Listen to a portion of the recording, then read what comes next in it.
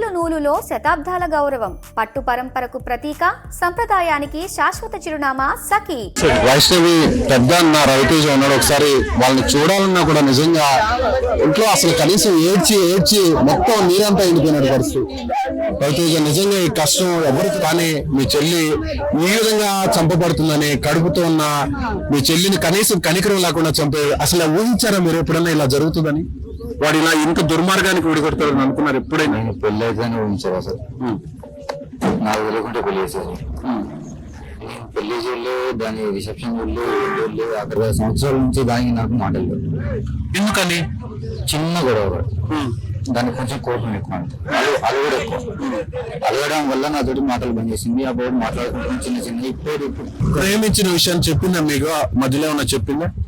మాటలు లేకపోతే ఇప్పుడు ఈ మధ్య వాడు బ్లాక్ మెయిల్ చేసి ప్రేమించింది కానీ లేకపోతే ప్రేమించేది కాకపోతే వాడు గిఫ్ట్లు ఇచ్చాడు, ఐఫోన్ లో ఇచ్చాడు, అది చేసుడు ఇది చేసుడు, మాటలు చెప్తాడు, నేను చచ్చిపోతా విడిచిపోవడం చెప్పని మాట్లాడాడు. ఇవన్నీ చెప్పడం వల్ల నాకు అవన్నీ అని చెప్పి ముందే వెళ్తుంది. నేను ఈ దేశంలో లేనప్పుడు ఎక్కడున్నారు అప్పుడు మీరు? రోమానికి వెళ్ళాను. అక్కడ జాబ్ కోసం వెళ్ళిన తర్వాత నాకు తెలియకుండా పెళ్లి చేసేసి ఇప్పుడు దానికి గొంతు కోసాను. దానికి నేనేం చెప్తే ఇప్పుడు వాళ్ళని ఏమనడానికి లేదు.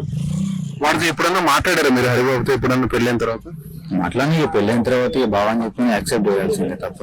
కాకపోతే లైట్ ఏదో చూద్దామని చెప్పేసి అప్పుడు క్లోజ్ అని ఉన్నా, మంచిగా మాట్లాడినా. ఏమైనా ఖర్చులో గిట్ల ఏమైనా అవసరం ఉంటే కూడా ఇస్తా అని చెప్పేసి అన్నా. ఇక మరి మొన్న కూడా జాతర వచ్చినప్పుడు బాగా నీకు ఏమన్నా కావాలని చెప్పేసి లాస్ట్ టైం మాట్లాడించలేను సార్. అంతే ఒక శివరాత్రి అప్పటి నుంచి మాట లేదు, ముచ్చట లేదు. చక్కగా చూసుకుంటున్నాడులే, సరే ఇష్టం లేని పెళ్ళైనా కూడా అని అనుకున్నాను. తెలియలేదు, వాడు యాక్టింగ్ చేస్తున్నాడు కదా. ఏం మాట అన్నా కానీ యాక్టింగ్ చేయడం నార్మల్ ఇట్లా. సరే నాకు తాగు కూడా అలవాట్లేదు అన్నాడు. ఇప్పుడు బయట ఎంక్వైరీ చేస్తే చాలా మంది అంటారు వాడు పెద్ద తాగుపోతాడు, తిరుగుతూ. చివరిసారి మీ చెల్లి ఎప్పుడు మాట్లాడింది? 5 సంవత్సరాల కింద మాట్లాడింది. కానీ 5 సంవత్సరాల నుంచి చెల్లి మాట్లాడకుండా ఇప్పుడు ఇలా దూరం అయిపోతుంది. నిజంగా తట్టుకోలేని బాధ. నేనేం చెప్పలేను.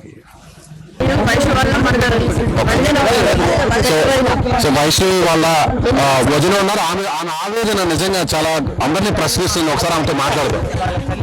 అందరికి నమస్కారం. నేను అనేది ఏంటంటే ఈరోజు మా ఆడపడుచుకి జరిగినట్టు చాలా మంది జరిగాయి.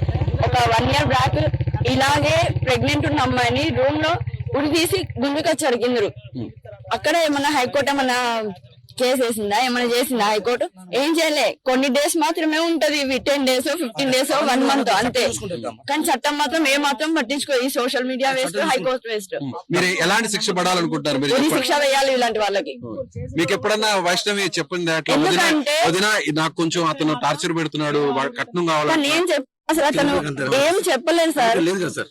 అతను కూడా అంత బిహేవ్ ఏం చేయలేడు. అనుకోకుండా ఇది ఎట్లా చేసినా వాడు ప్లానింగ్ చేసినా ఏం చేసినా తెలియదు.